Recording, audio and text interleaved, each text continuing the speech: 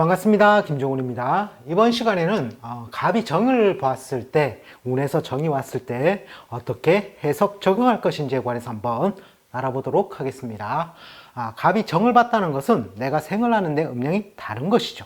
자, 이것을 우리는 육친상 상관이라고 해석을 합니다. 따라서 상관으로서 해석을 많이 가하게 되는데, 그 해석보다는 실제로는 팔자 내에 사주 간지의 모양새에 신살적인 해석을 가하는 게 더 맞다고 봅니다. 그러나 보통 육친상 해석을 많이 가함으로 그 해석을 먼저 알아보고 나중에 사주 간지 배열에 의한 신살적인 해석을 가미해 보도록 하겠습니다. 자, 대운에서는 보통 이 상관을 투자 강화의 요소로서 많이 봅니다. 또 소모 지출의 인자를 안고 있습니다. 왜?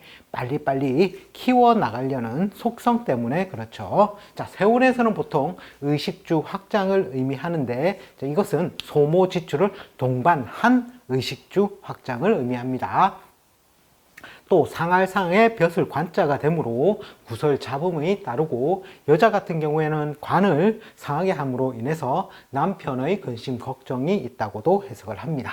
그리고 남자의 경우에는 구설 시비수로서 해석을 하죠. 자, 소년기에 가서는 보통 활동성이나 성장성 강화를 의미합니다. 또 법을 깨뜨리니 반항성을 의미하기도 하고요. 또 유흥성, 또 뭔가 파격적인 요소를 주므로 천재성으로도 해석을 합니다. 그리고 예술성으로도 해석을 합니다. 자, 청년기에 와서는 보통 풍류나 이성 관심을 뜻하고, 또 유흥이나 예술적인 재능 요소로 보며, 남자의 경우에는 편안군대 내지는 군면제, 즉 상관득세의 경우 이렇게 편안군대 내지는 군면제의 요소로서도 해석을 가미합니다.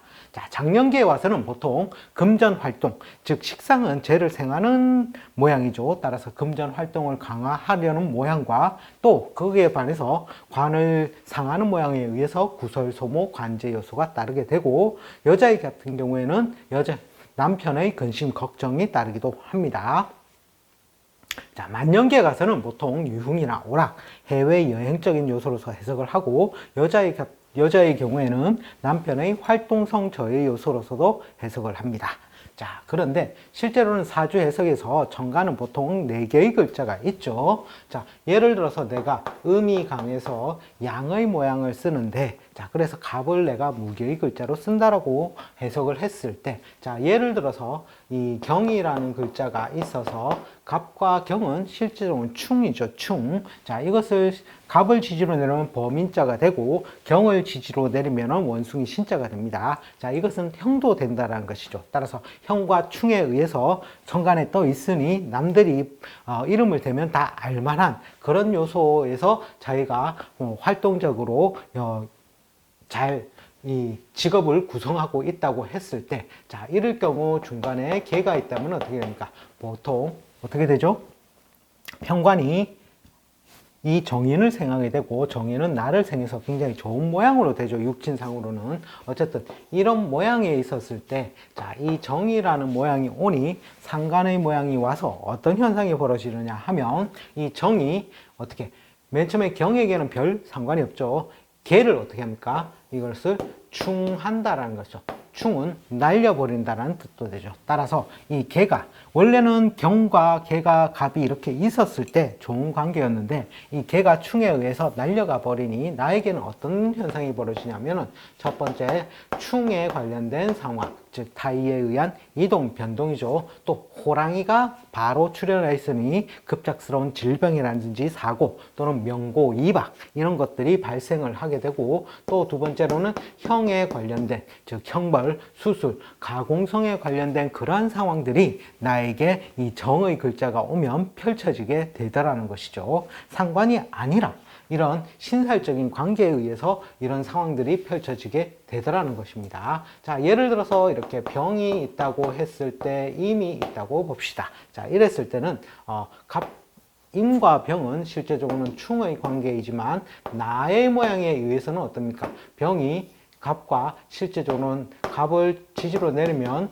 임목이 되고, 병을 지주로 하면 사가 됩니다. 자, 이것은 형살로서 형벌권에 관련된 직업 특성으로서 유능한 사람인데 이때 정이 오니 어떤 상황이 벌어지느냐. 자, 보니 이 갑과 병이 잘 있어줘야 인과 충 모양으로 그냥 그 모양 그대로 있어줘야 이 활동성이 딱 정형화된 틀을 이루겠죠. 자, 그런데 이 정이 옴으로 인해서 병이 식신이 아니라 상관이 왔다가 아니라 실제로 임을 어떤 작용입니까? 합하는 작용이죠. 합에 의해서 이 임의 세력이 첫 번째는 강화된다는 거예요. 강화. 자, 따라서 갑과 병이 1대1의 요소로 있었을 때 강화된 모양으로서 자기가 직업을 잘 쓰는데 임이 강화되니 병을 어떻게 한다? 충해서 날려버린다는 것이죠. 따라서 이렇게 강화되는 모양에 의해서 첫 번째 직업의 훼손이 발생할 수 있겠죠. 자, 그리고 나서는 어떻게 됩니까? 이미 이 정을 따라서 합해서 나가버린다는 거죠. 두 번째는 나간다. 이미 나감으로 인해서 어떻게 됩니까? 쉽게 빠져버린 모양이 되죠. 따라서 인과 사의 형 모양이 인사형의 모양으로서 형의 모양으로서 나에게 형벌권, 즉 형벌, 수술, 가공이죠. 따라서 송사, 시비 또는 구설, 자부 또는 병원 관리죠. 또는 뭔가 목적물을 가지고 이익이죠. 이것을 분배해야 되는 그런 상황들이 실제적으로는 발생을 하게 되더라는 것입니다. 따라서 내 팔자 내에 어떤 글자, 즉 갑을 뭔가 훼손시킬 수 있는 인자들이 뭐냐면 합에 의해서는 기토가 있고 충에 의해서는 경이죠. 경은 실제로는 형도 되고 또는 편관칠살의 효과도 있습니다. 자, 그리고 형에 의해서는 경과 병이라는 글자, 즉 인묘의 글자는 축이 되죠. 축이 아니라 미가 되죠. 자, 이런 글자가 왔을 때, 자, 이런 글자가 팔자 내에 있을 때, 이런 글자들을 동요시키는 인자, 그런 인자들이 오면 어떻게 되겠습니까? 뭔가 문제성을 발생시킨다는 것이죠. 따라서, 예를 들어서 이런 모양이 있다고 칩시다.